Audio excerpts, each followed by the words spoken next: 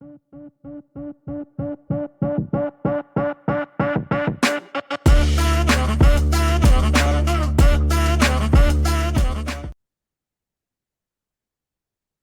and welcome to Embracing the Fight. I am Erica Lamar, your digital creator and host. And as always, when I come on Embracing the Fight, I try to talk about topics and things that are dealing with your mental and physical health. Things that will help you grow and things that will help you to improve because they help me. This is like a form of therapy for myself.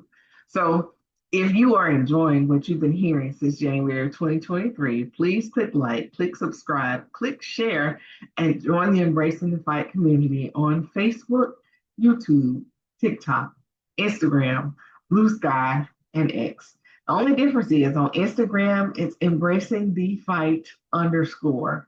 Now, what are we going to talk about today? One of the things that, I sit around and I think about is the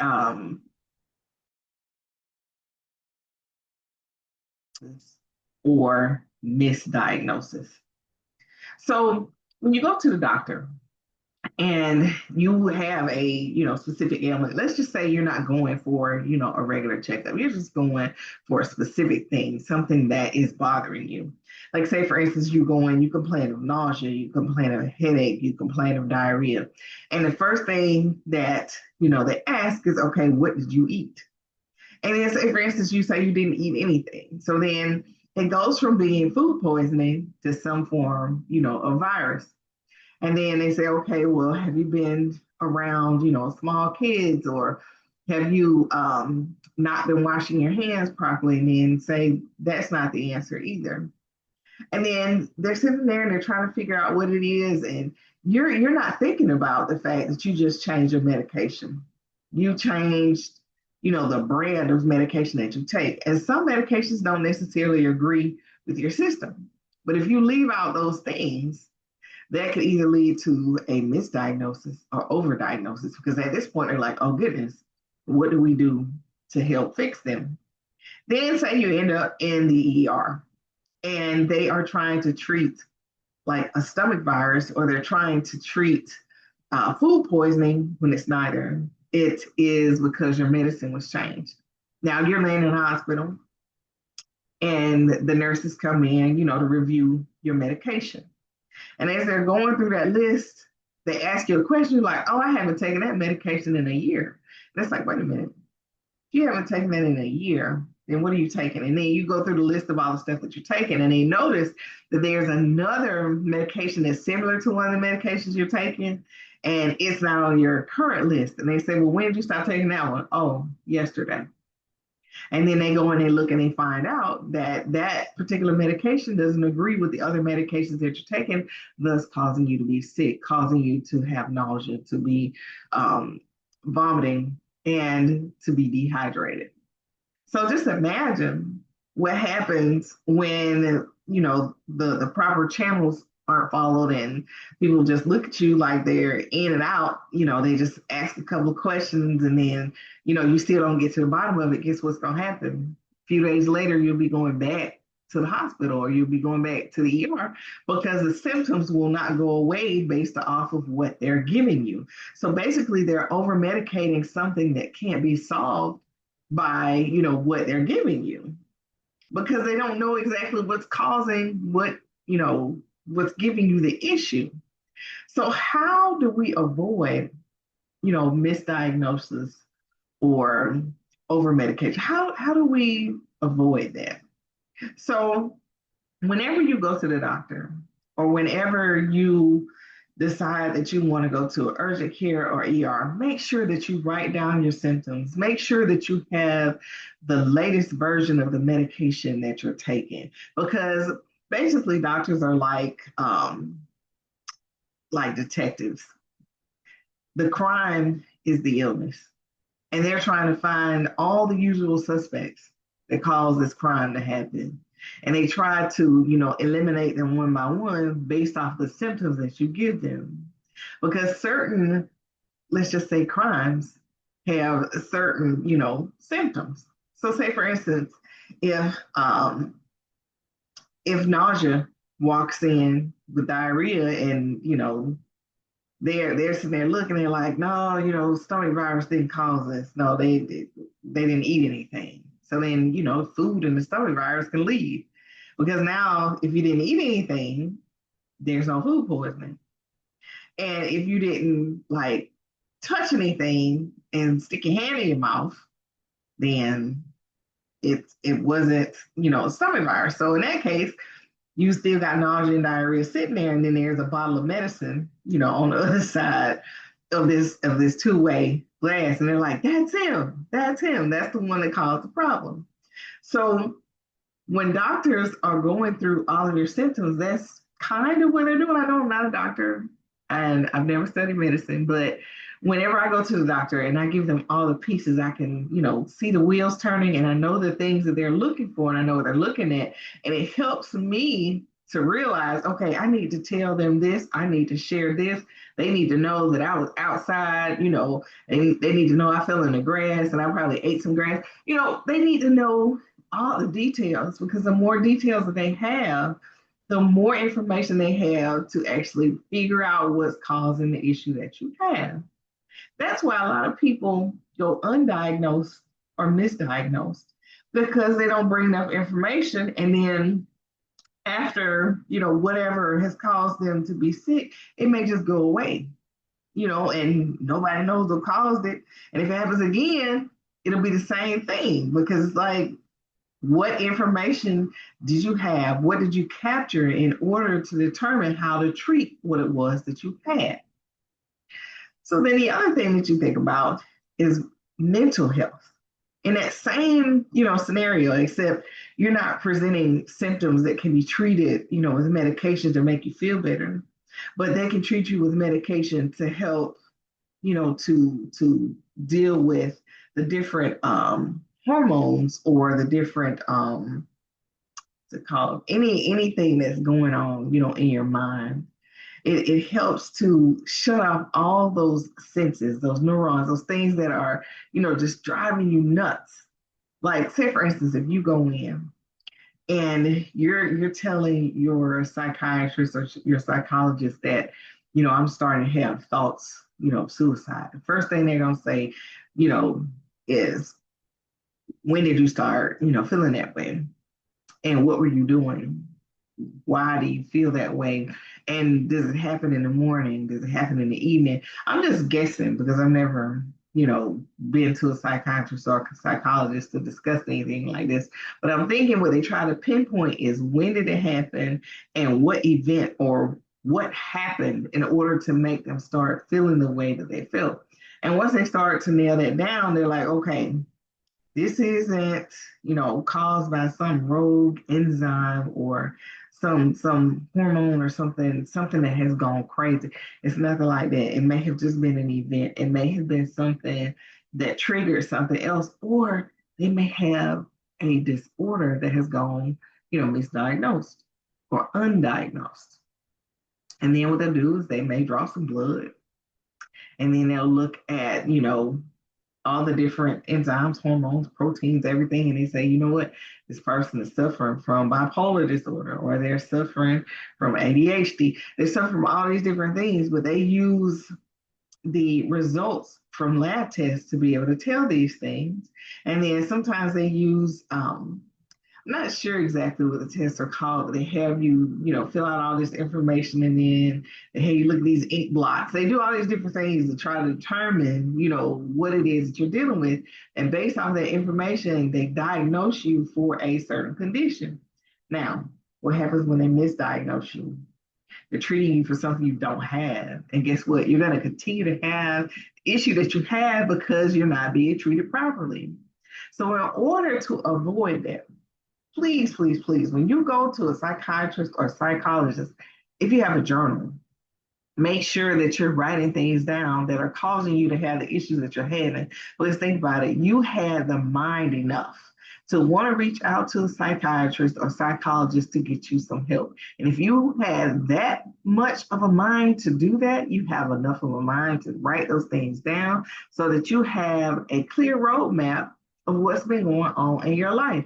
Even when, whatever you've written sounds like gibberish or it doesn't make, a whole lot of sense to you, write it down anyway, because guess what? Sometimes that's the little piece that they need to figure out what it is that you have going on. So rather than suffer in silence, rather than go along and be misdiagnosed or undiagnosed, be descriptive. Pay attention to all the signs, all the symptoms, everything that's going on with you, and make sure that you have someone that you trust, that you can tell, I'm going through these things and I just want to know if you've noticed anything different. Because that eliminates the pride in the situation. Because pride will prevent you from getting the healing that you so desperately desire. We have to think about it like this.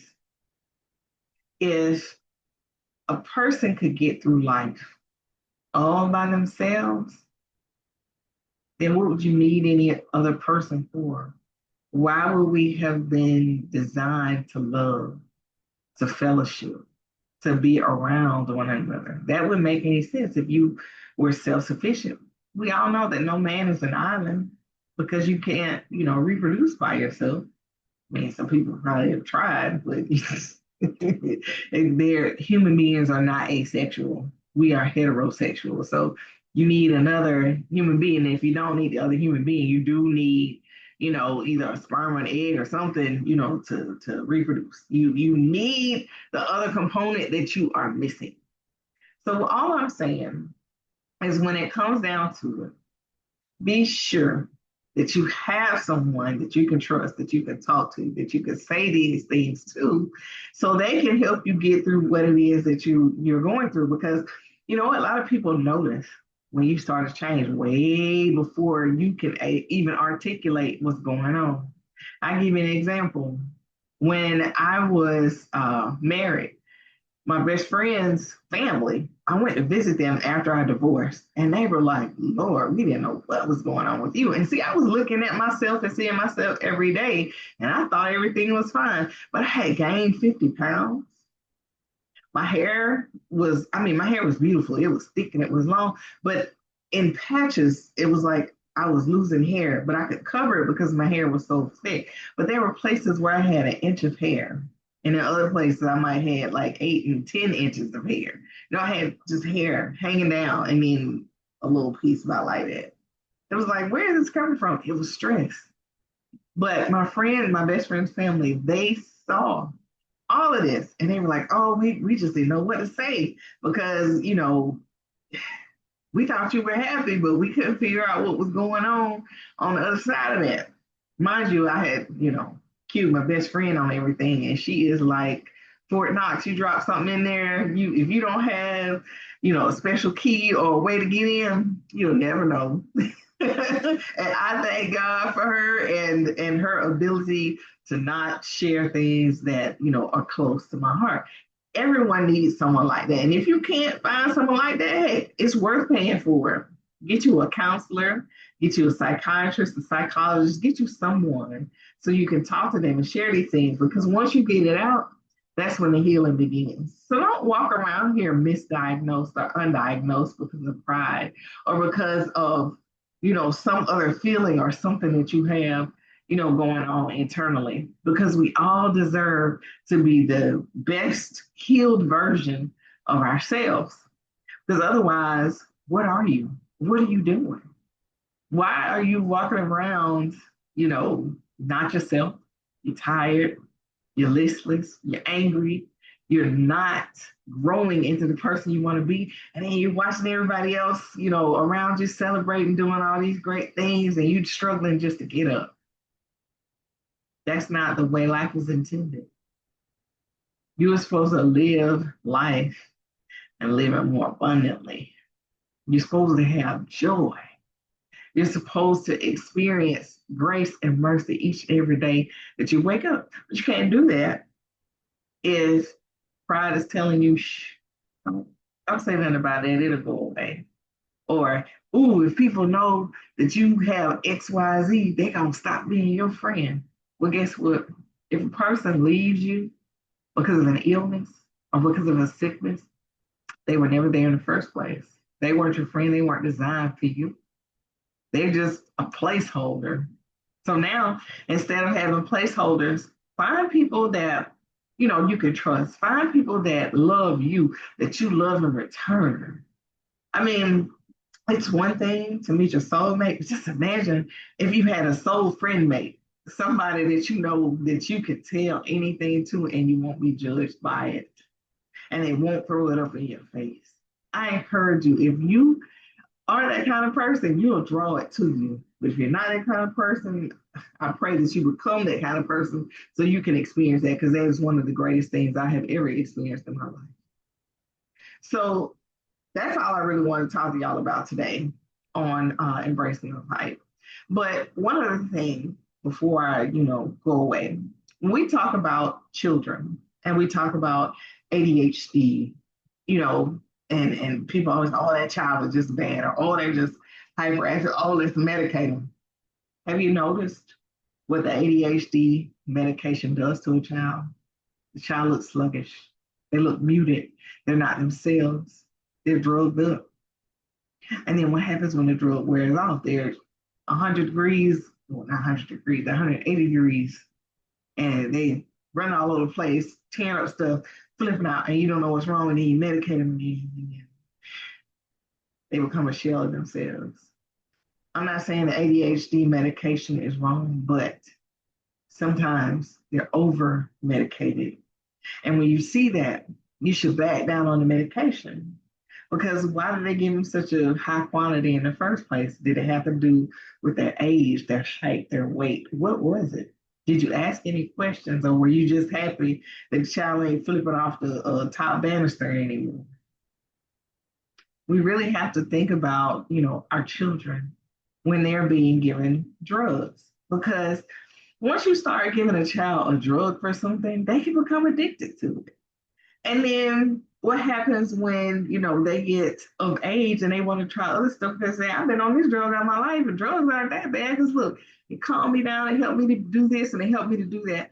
But we don't want that for our children. We want our children to be the best authentic version of themselves. And if a little bit of medication helps them, yes. But if they are overly medicated and they're not themselves and they look listless and they look lost, that is not it. Please take that child back and have that medication reduced, changed, or something. You have to advocate for your children because they're only doing it because you're taking them there. They trust you, you're their parent. And as their parent, you're supposed to protect them. So start off by finding out exactly what it is that's causing the doctor to say that your child has a specific disorder. And once you figure out what that specific disorder is, start doing some research on your own and see, what can be done to help your child. That way, when you go in and talk to your doctor, you're more informed and you can explain things more explicitly when you see a child do a certain thing. And they might say, hey, this child doesn't have ADHD, they're autistic. That's a different conversation, different ball game. And the whole time you may have been, treating the child for something that they didn't have, but as a parent, you were just trying to help. And I get it. And I want you to help your child, but I want you to help your child more effectively because I know you can do it because you love them and you want the best for them. So pay close attention to when someone makes a diagnosis, or should I say misdiagnosis concerning your child. Ask questions because even though doctors have gone many years to school to learn their craft, to learn their trade, doesn't mean they don't make mistakes. It doesn't mean that they're wrong or they're not always right. And in that instance, you may ask the question that causes them to rethink the diagnosis for their child. All right. So that's all I wanted to talk to y'all about today on Embracing the Fight. I want y'all to have an absolutely amazing day.